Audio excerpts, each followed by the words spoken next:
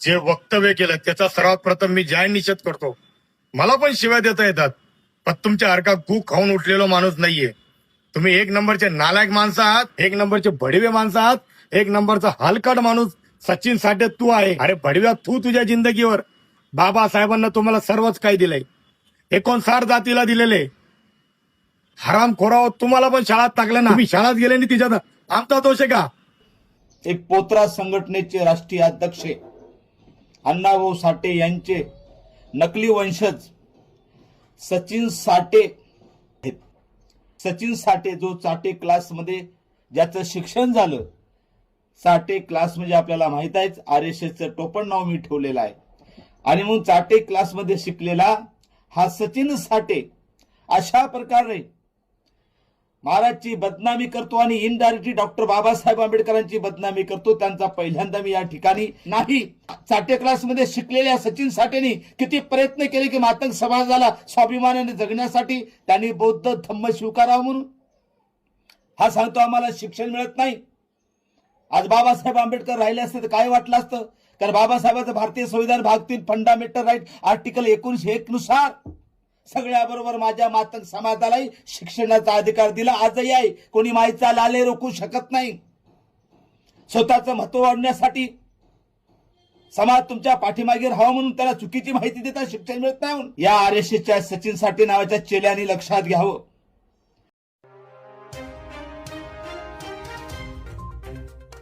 परिवर्तन न्यूज, परिवर्तनाची नवी दिशा. नमो बुद्धाय जय भीम.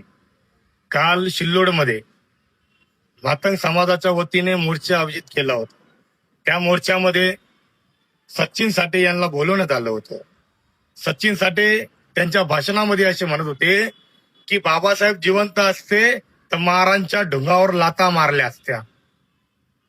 साठे साहेब, मुळात हे महार ज्या महारांनी 2005 मध्ये तुमचं जे पडलेलं घर होतं, बहुजन नायक मान्य काशीराम साहेब व आंबेडकर चळवळीतल्या कार्यकर्त्यांनी पैसा जमा करून तुमचं एक घर बांधलं.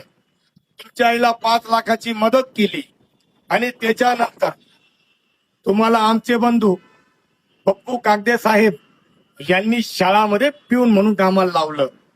साहेब, हे महार समाज तुमच्या सुखा दुःखामध्ये उभा आहे.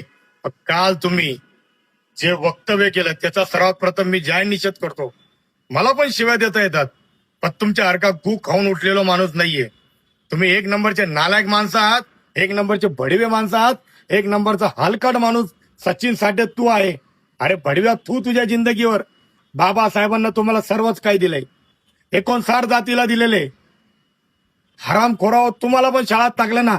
तुम्ही शाळात गेले नाही, तिच्यात आमचा दोष आहे का? आमवरतून लोकांचे 2 समाजामध्ये तेढ निर्माण करतो, खोटं बोलतो, समाजामध्ये भांडण लावतो. तुझ्यावर तो गुन्हे दाखल करणार हरामखोर सचिन साठे. संविधानाला बौद्धांना टार्गेट करतात. हे सर्वजण आमच्यासाठी मांगटेच आहेत, हे पुन्हा एकदा मी क्लिअर करतोय. ज्यांनी आमच्यावर प्रश्नचिन्ह निर्माण केले त्यांना फक्त आम्ही उत्तर दिलेलं आहे. कारण बाबासाहेब आंबेडकरांनी सांगितलं, अंगावर येईल त्याला शिंगावर घ्यायचं. आणि त्या व्हिडिओमध्ये एक पोत्रा संघटनेचे राष्ट्रीय अध्यक्ष अण्णाभाऊ साठे यांचे नकली वंशज सचिन साठे त्या व्हिडिओमध्ये असं म्हणतात की आज डॉक्टर बाबासाहेब आंबेडकर जर राहिले असते तर त्यांनी महाराजांच्या ढुंगावर लाथ मारली असती. कारण आज मांगारूपा समारीची वेळ आलेली आहे. त्यांना शिक्षण सुद्धा मिळत नाही, ही त्या पाठीमागचे त्यांनी कारण दिलेली आहेत. सचिन साठे जो चाटे क्लासमध्ये ज्याचं शिक्षण झालं, साठे क्लास म्हणजे आपल्याला माहित आहेच, RSSचं टोपण नाव मी ठेवलेलं आहे. आणि मग चाटे क्लासमध्ये शिकलेला हा सचिन साठे अशा प्रकारे महाराजची बदनामी करतो आणि इनडायरेक्टली डॉक्टर बाबासाहेब आंबेडकरांची बदनामी करतो. त्यांचा पहिल्यांदा मी या ठिकाणी निषेध करतो. आणि खरंच आज डॉक्टर बाबासाहेब आंबेडकर राहिले असते तर काय झालं असतं याचं उत्तर देतो आणि थांबतो. आपल्याला माहित आहे, बाबासाहेबांच्या कार्यकाळामध्ये बाबासाहेबांनी अनेक मातंग परिषदा घेतल्या, अनेक मातंगांना धर्मांतराचं महत्व पटवून सांगितलं. बाबासाहेबाच्या हॅतीमध्ये, बाबासाहेबाच्या धर्मांतरामध्ये एकही मांग सामील झाला नाही. चाटे क्लासमध्ये शिकलेल्या सचिन साठेंनी किती प्रयत्न केले की मातंग समाजाला स्वाभिमानाने जगण्यासाठी त्यांनी बौद्ध धम्म स्वीकारावं म्हणून. हा सांगतो आम्हाला शिक्षण मिळत नाही. आज बाबासाहेब आंबेडकर राहिले असते तर काय वाटलं असतं?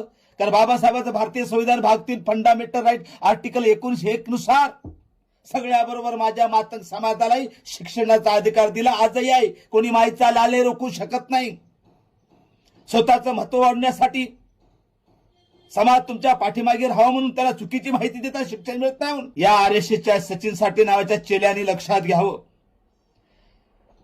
आणि म्हणून मातंग समाज शिकला पाहिजे. बाबासाहेबांनी शिक्षणाचा अधिकार दिला 21 नुसार.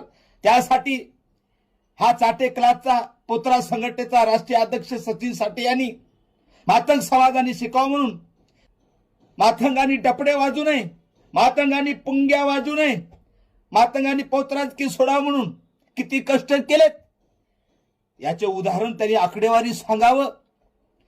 एवढंच नाही, हा जो डरकाळी फोडतोय मनुस्मृती अध्याय 8 श्लोक क्रमांक 270 एक जातीरे द्वि जातीस्तु वाचा दारुण्या क्षिपणू जुया प्रापण्याच्या जगणे प्रभोईस.